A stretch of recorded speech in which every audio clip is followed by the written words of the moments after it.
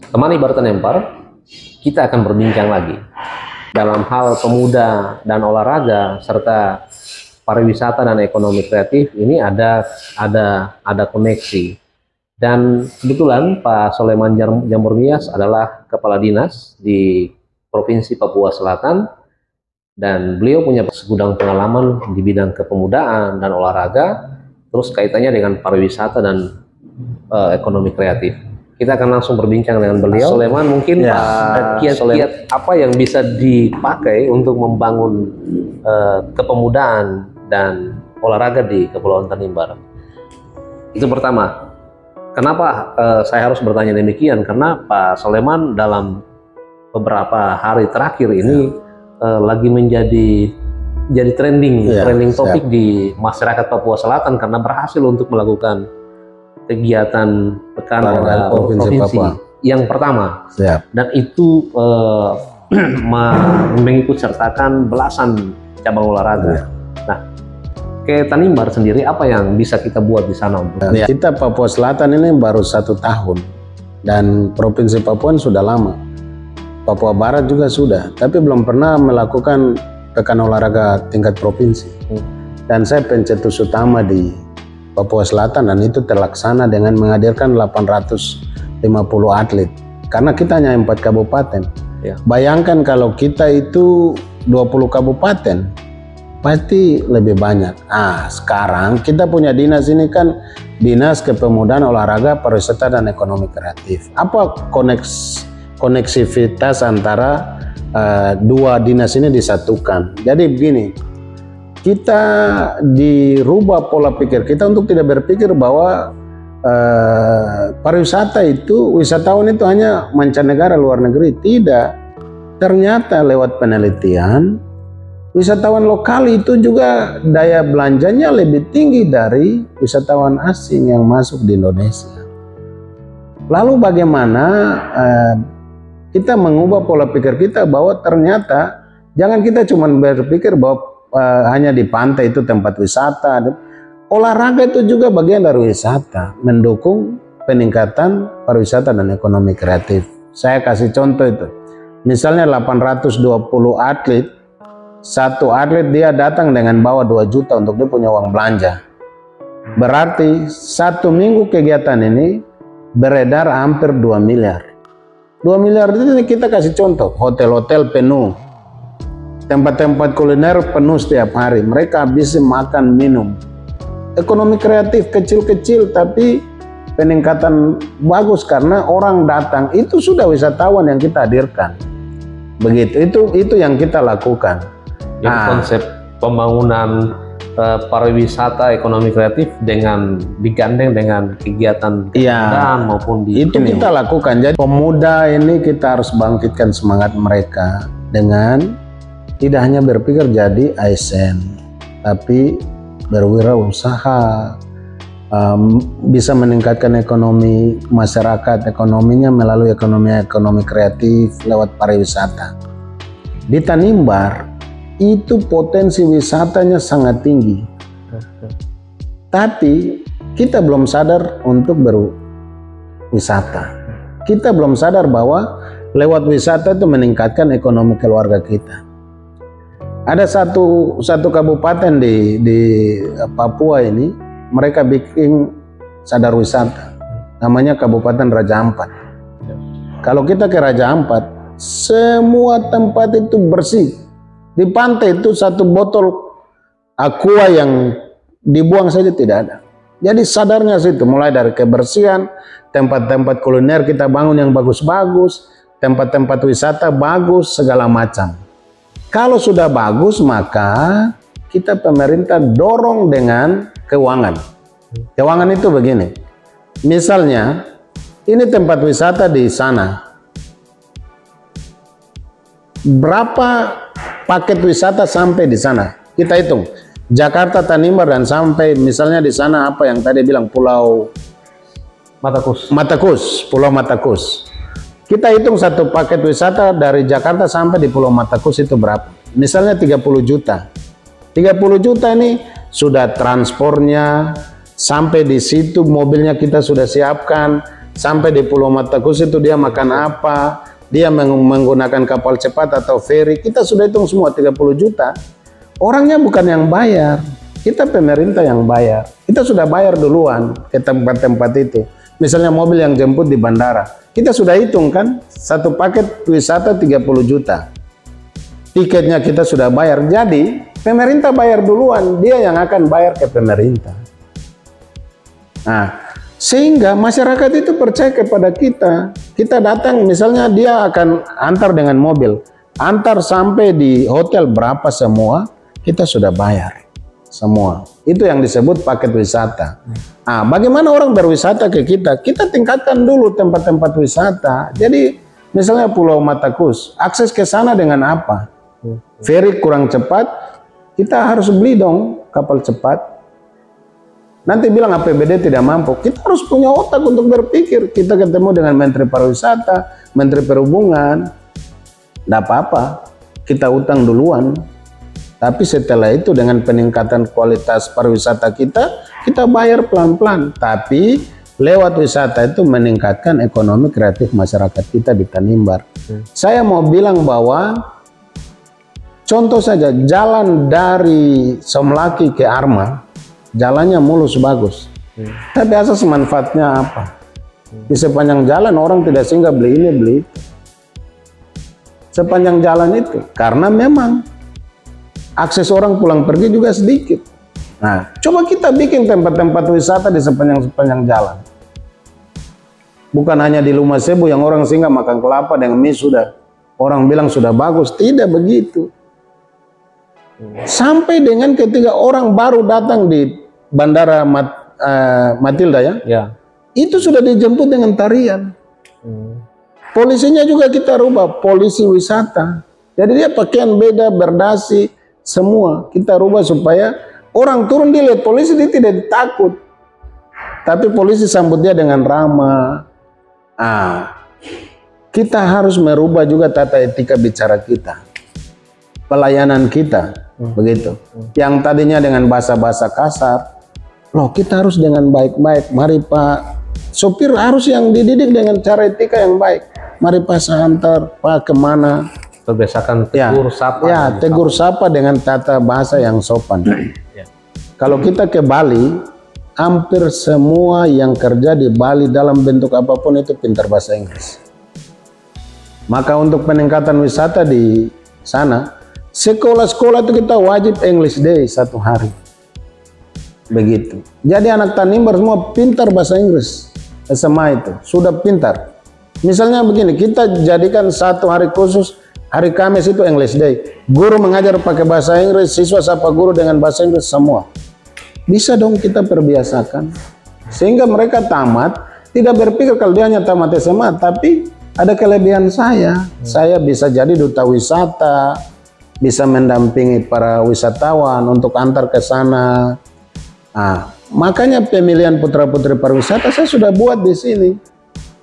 Sehingga mereka ini terdorong, duta-duta wisata kita bentuk. Lalu dia menjelaskan ke semua orang bahwa ini loh wisata, tempat-tempat wisata kita yang bisa dikunjungi. Kalau memang masih kurang dalam kota, kita buat dong. Jangan orang tetap pergi di sana. Kita bikin kolam renang dengan tempat kuliner yang bagus. Masa orang tidak turun di Somlaki? Begitu. Pasti saya yakin bisa. Apalagi membangun Somlaki itu, Tanimbar misalnya. Itu tempat-tempat wisata, pantai-pantai kita semua sudah bagus. Tinggal kita tata dia bagus, lalu kita promosi dia.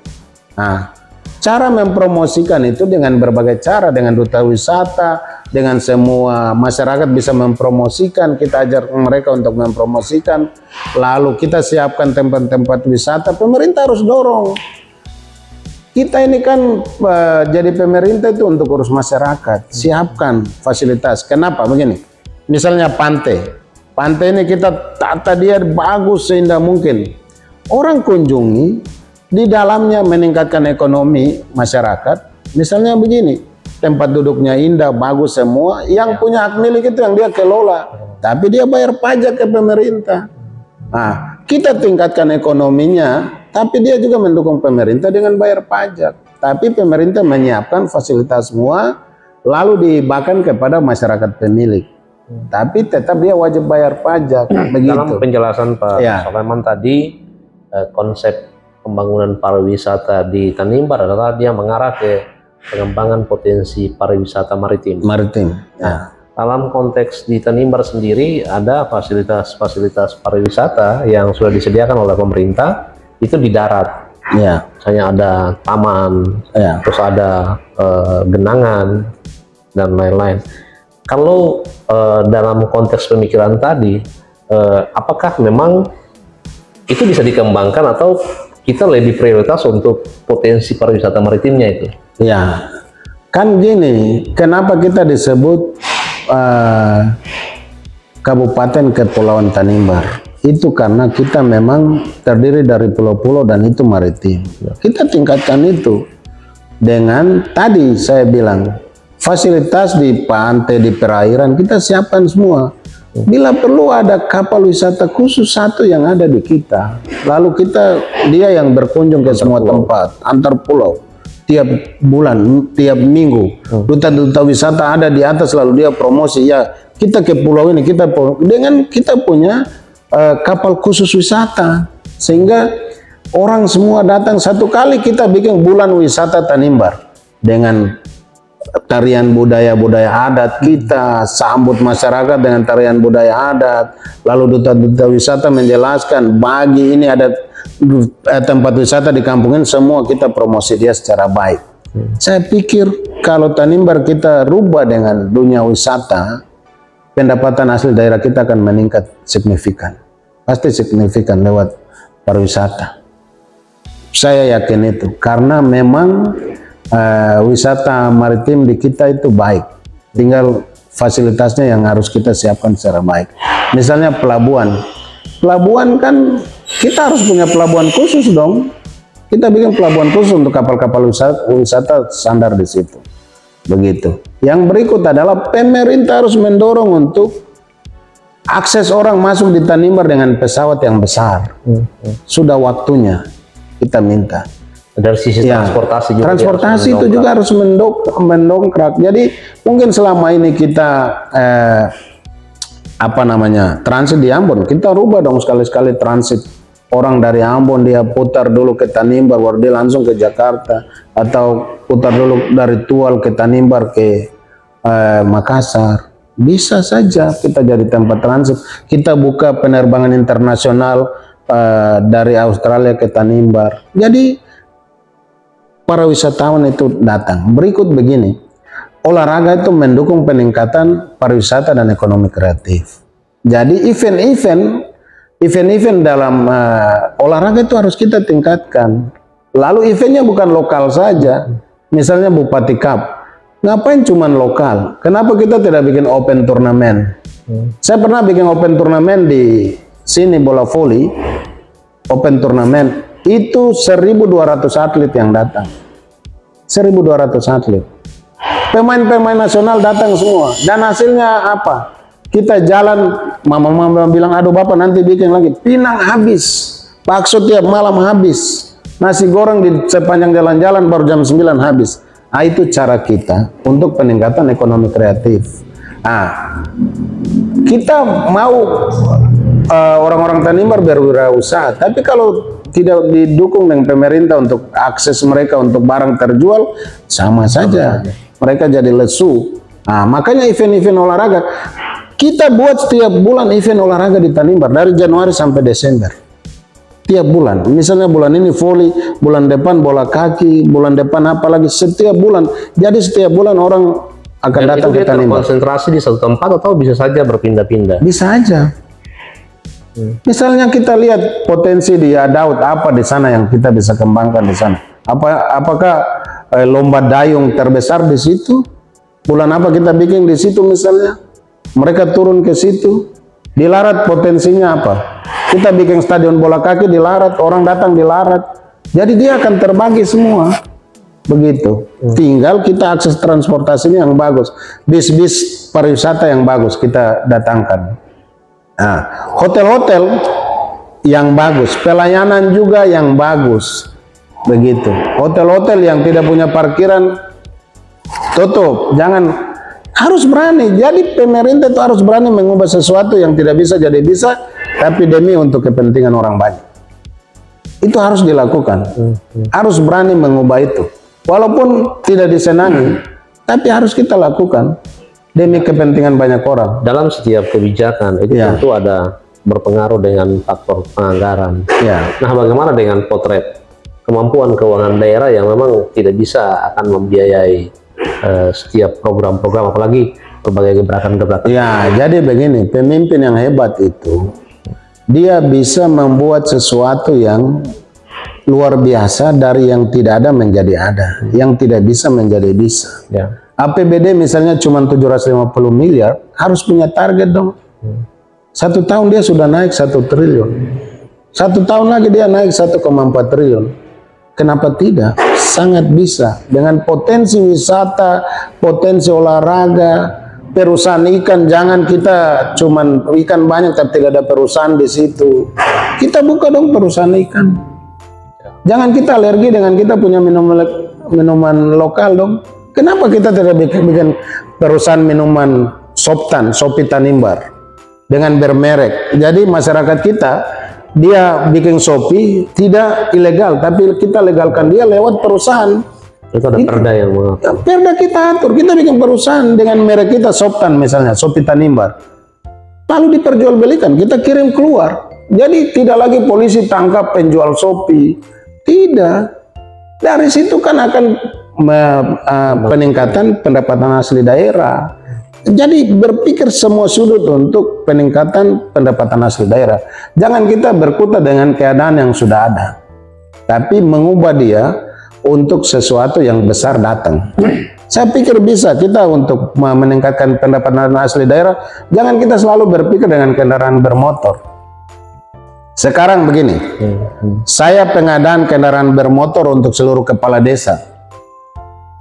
Masyarakat yang membutuhkan setiap tahun sudah pajaknya berapa? Begitu. Kios-kios yang buka semua kita bantu mereka dengan modal. Pajaknya berapa? Kita buka semua akses sehingga ada peningkatan. Buka investasi masuk dengan perusahaan-perusahaan. Nanti masyarakat lokal bilang, orang dari luar tutup kita pejalan. Tidak. Keberpihakan kita ke masyarakat kita sendiri itu wajib. Wajib. Caranya gampang saja. Mau kasih uang ke masyarakat gampang. Proyek padat karya bagi ke semua. Pemuda-pemuda ini kamu kerja. Jadi intinya pemuda harus diberdayakan. Diberdayakan dengan cara kebijakan kita untuk pengembangan ekonomi mereka, dengan memberikan mereka pekerjaan untuk peningkatan. Tapi ajar mereka untuk bagaimana 1.000 dia berputar jadi 10.000 pendapatan. Jadi bukan hanya pemuda dia menerima dana hibah untuk langsung selesai organisasi, tapi dia mampu untuk. Iya, harus kita punya target. Misalnya KNPI, sekarang saya kasih kamu 1 tahun dana hibah 2 miliar. Apa yang kamu buat? Jangan hanya kegiatan selesai uang habis lalu berharap dari pemerintah, tapi berpikir untuk pendapatan asli organisasi harus ada. Dibuat tuh, walaupun hanya sekedar KNPI buka sekretariat, ada pengetikan, ada fotokopi, walaupun sedikit, tapi kita berpikir untuk perputaran. Itu yang akan dilakukan. Saya pikir kita butuh pemimpin yang punya gebrakan perubahan yang besar-besaran untuk Tanimbar. Tidak hanya sekedar duduk diam dan saya sudah jadi pejabat lalu duduk diam, tidak. Bukan berarti saya orang hebat, tidak. Tapi coba kita dorong dengan semangat perubahan, kita dorong untuk itu, lakukan itu. Saya yakin bisa, sangat bisa. Super sekali. Ya. Baik, teman Imbar Tanimbar, kita sudah banyak mendengar berbagai gebrakan-gebrakan visi yang disampaikan oleh Pak Soleman. Memang pemimpin harus punya gebrakan dan memikirkan kepentingan banyak orang. Itu harus dimulai dari hal-hal yang tidak mudah untuk diterima, tetapi butuh kerja keras dan komitmen. Dalam konteks pembangunan pariwisata di Tanimbar, pariwisata bisa dilakukan konektivitas dengan kepemudaan dan olahraga.